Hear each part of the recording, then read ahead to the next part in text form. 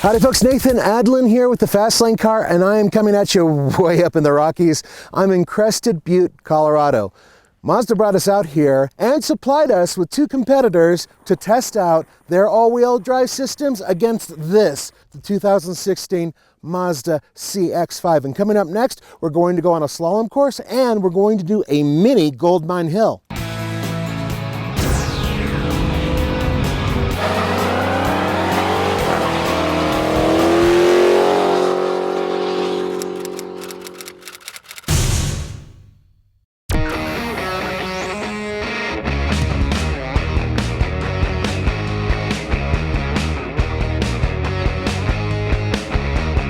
I have all the information on these three vehicles right here. This is a 2016 Honda CR-V all-wheel drive EXL, and its MSRP is $30,495. We've driven a lot of these in the snow, so we have a lot of experience with them.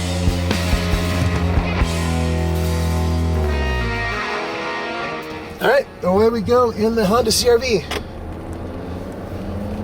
Now, I've driven a lot of CR-Vs in the snow. I actually prefer their old all-wheel drive / four-wheel drive system.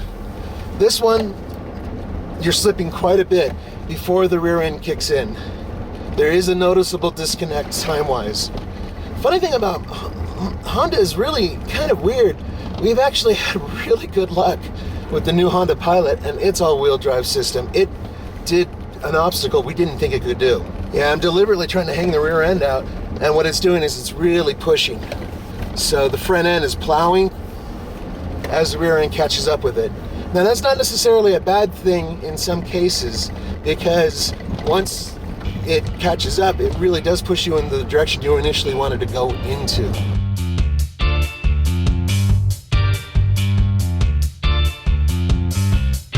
I wonder what this is. I haven't seen one of these in like forever. It's crazy.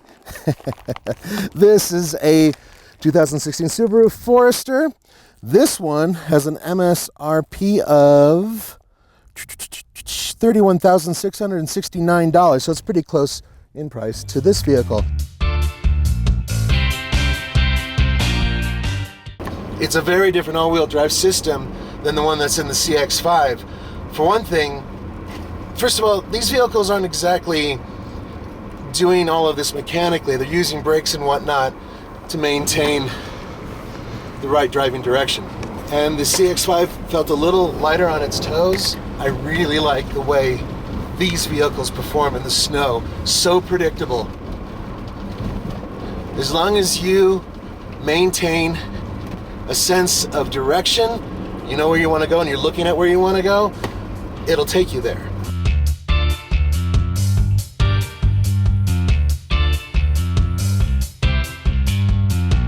What about this one? Well, this is the 2016 Mazda CX-5, and it has a MSRP of $33,910. This one's fully loaded. And away we go.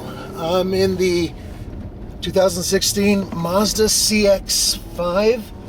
Basically what they're doing is they're trying to keep you at a target speed, which I've already failed at miserably, and it's to show how the all-wheel drive system works. And in this vehicle, it's not too bad.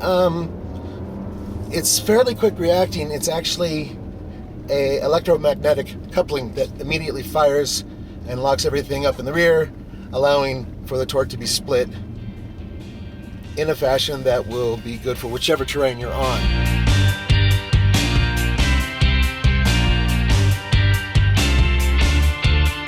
And they all compete. They're all-wheel drive vehicles. All of them are automatic transmissioned, or in this case, and that case, a CVT, continuously variable transmission. And yeah, we're gonna have an opportunity to see what they do going sideways and going up and stopping on a hill before accelerating.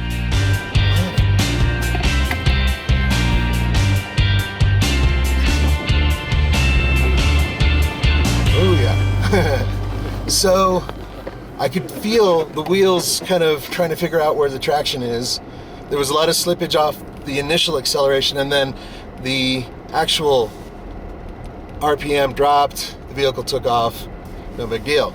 There is a little bit of a lag before it really kicks in. And I think that's really the main point with Mazda is saying, look, our system, the predictive system, is pretty much ready to go no matter what.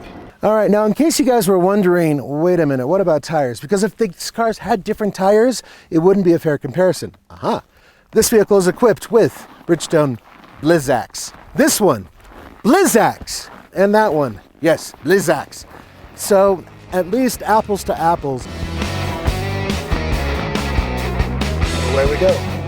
Whoa. Okay, so what they did there on this steep incline was they forced us to stop, turn the wheel one rotation, as if you're turning to get out of a really steep driveway covered in snow and ice, and then accelerate. So the Subaru, immediately all four wheels are basically saying, okay, I want to go forward, and it takes you up and over. But there was definitely some slippage, and what happened was I had to correct with the steering in order to get over the hill.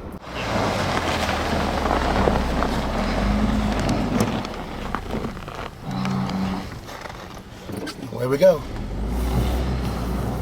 Yep, there was less wheel slippage than the Subaru, at least, which is impressive considering the Subaru system is known for being as robust as it is.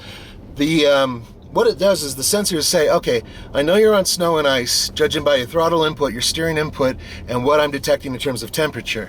So I'm going to say that the rear end is immediately on. There's not going to be any lag. So it's coupled, and it's ready to go.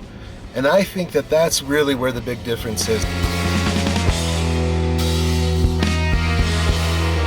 So in this case, we really did get to drive one of the best in class and one of the best selling in its class. And you know what?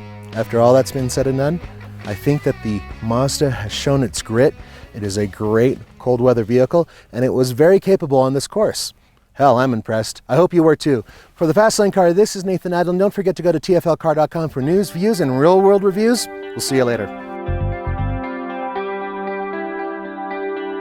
Yeah! This thing moves in the snow, no problem. Got a little sideways for just a second there, and it was just like not a problem at all. Let me drift a little bit and get right back in line. Not an issue. The rear end is really tight. It's criminally fun in the snow. And it lets you go up to redline, past redline actually. So about 6,300 RPM is redline. It lets you go past that, well past that.